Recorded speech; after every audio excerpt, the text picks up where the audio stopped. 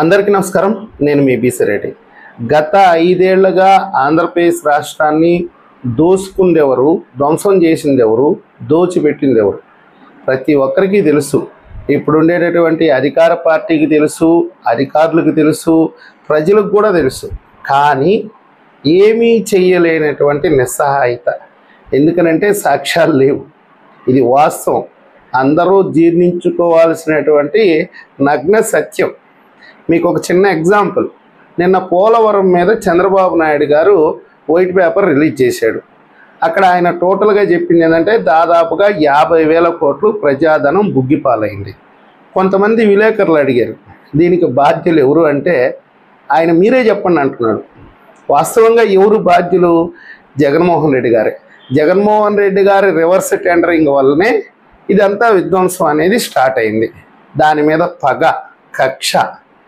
ఎవరికి ఈ పేరు రాకూడదు, ఈ రాష్ట్ర ప్రజలు బాగుపడకూడదు, ఈ రాష్ట్ర ప్రజలు ఏంటంటే బానిసలుగా బతకాలి ఆయన కింద. కాబట్టి ఆయన ఏంటంటే మీరు ఇంట్లోనే కూర్చోండి, ఇంటికే నేను సంక్షేమాలు అందిస్తాను, ఆ తర్వాత ఎవరన్నా ఎదురు తిరుక్కొని మాట్లాడితే వాళ్ళ మీద కేసులు నమోదు చేయటం, ప్రతిపక్షాల మీద తప్పుడు కేసులన్నీ వేయడం, ఈ విధంగా ప్రజలను మొత్తాన్ని భయభ్రాంతులకు గురి చేయటం, స్వేచ్ఛ లేకుండా చేయటం, ఇదంతా ఆయన అందులో భాగమే. పోలవరం కడితే రైతాంగం బాగుపడుతుంది, 10 రూపాయలు సంపాదించుకుంటారు, బలపడతారు. అది ఆయనకి ఇష్టం లేదు. కాబట్టే పోలవరం ఏంటంటే రివర్స్ టెండరింగ్ అని అదని ఇదని ప్రయోగాలన్నీ చేసి దాన్ని సర్వనాశనం చేశాడు. దాని వల్ల ప్రజాధనం ఎంత పోయింది, ఎంత నష్టపోయిందంటే 50,000 కోట్లు.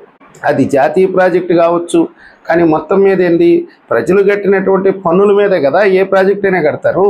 మరి అక్కడ ప్రజాధనం నాశనం అయిపోయినట్టే కదా. కానీ ఎవరు దీన్ని ఎవరు ఈ పాపానికి ఒడిగట్టింది ఎవరు అంటే చట్ట ప్రకారం చర్యలు తీసుకునేదానికి అవకాశం లేదు. అదేవిధంగా ప్రతి ఒక్క అంశంలో కూడా మద్యపానం కావచ్చు, ఇసుక దోపిడీ కావచ్చు, తర్వాత అప్పులు కావచ్చు. ఇప్పుడు దాదాపుగా 10 లక్షల కోట్లు అప్పు తెచ్చారు గత 5 సంవత్సరాల్లో. ఆయన బటన్ నొక్కి ప్రజలకు పంపిణీ చేసింది మాత్రం 2,50,000 కోట్లు. మరి మిగతా 7.5 లక్షల కోట్లకి ఏందయ్యా లెక్క అంటే లెక్కలేదు.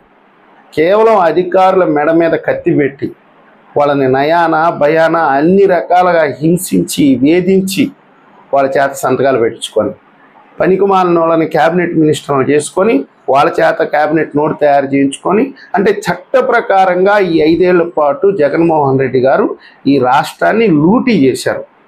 దాని వాల్యూ ఎంత అంటే దాదాపుగా 15 లక్షల కోట్లు. పూర్తి వివరాలతో ఒక వీడియో ఉంది, డిస్క్రిప్షన్లో కూడా లింక్ ఇస్తాను, ఒకసారి చూడండి చూడకపోతే. ఇది నేను చెప్పేది ఏంటంటే జగన్మోహన్ రెడ్డి గారు ఏదైతే లూటీ చేశారో, ధ్వంసం చేశాడో, దోచిపెట్టాడో ఇదంతా కూడా గోడకు కొట్టినటువంటి సున్నంతో సమానం. ఎటువంటి పరిస్థితిలో ఒక్క రూపాయి కూడా రికవరీ రాదు. కనీసం జగన్మోహన్ రెడ్డి గారి మీద కూడా కేసు నమోదు చేసేదానికి కూడా అవకాశం లేదు. ఎందుకంటే క్యాబినెట్లో ఒక తీర్మానం చేసిన తర్వాత దాని మీద ఎలాంటి చర్యలు తీసుకునేదానికి అవకాశం ఉండదు. ఇప్పుడు చాలామంది సోషల్ మీడియాలో, తర్వాత వచ్చి కొన్ని మీడియా ఛానల్స్లో జగన్మోహన్ రెడ్డి గారి మీద కేసు నమోదు, అరెస్టు చాలా చెప్తున్నారు. ఇదంతా ఏంటంటే స్వయం తృప్తి. అలా చెప్పుకొని వాళ్ళు ఆనందపడిపోవటం తప్ప అక్కడైతే ఆధారాలు లేవు. కాబట్టే ప్రభుత్వం 20 రోజులుగా ఎన్నెన్నో ప్రయత్నాలు చేస్తుంది.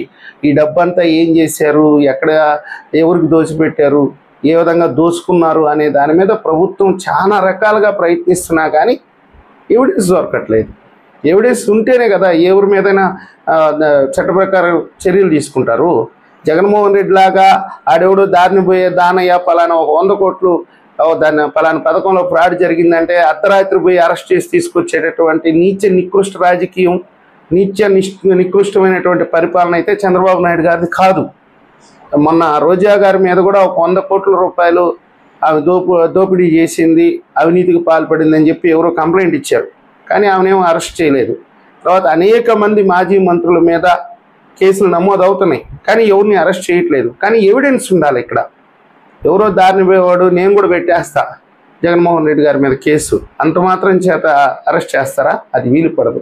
ఇక్కడ జగన్మోహన్ రెడ్డి గారు స్పెషల్గా నేను ఎందుకు చెప్తున్నానంటే తండ్రి అధికారాన్ని అడ్డం పెట్టుకొని ఏ విధంగా అయితే 45,000 కోట్లు, అంటే సిబిఐ ఛార్జ్ షీట్లో చూపించిన 43,000 కోట్లు, వాస్తవంగా అయితే 1,00,000 కోట్లు తండ్రి అధికారంలో ఉన్నప్పుడు ఏ విధంగా అయితే దోపిడీ చేశారో అందుకు ఏ విధంగా అయితే సహకరించారో ఆయనకి ఆ అధికారులే అంటే పాత దొంగ బాగా రాటుదేలేడు ఏ విధంగా చట్టం నుంచి తప్పించుకోవచ్చు అనేటటువంటి సలహాలు తీసుకొని ఈ 5 ఏళ్ళు పరిపాలన సాగించాడు.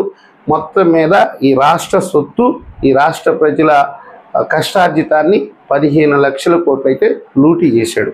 ఇందులో ఏమాత్రం సందేహం లేదు. కాకపోతే ఏమీ చేయలేనటువంటి పరిస్థితి. ఒకవేళ రాబట్టగలిగితే మాత్రం చంద్రబాబు నాయుడు గారికి మించినటువంటి నాయకుడైతే లేడని మనం అనుకోవాలా. చూద్దాం భవిష్యత్తులో ఏం జరగద్దో. ఈ వీడియో మీకు నచ్చినట్టయితే లైక్ చేయండి, సబ్స్క్రైబ్ చేయండి. ధన్యవాదాలు.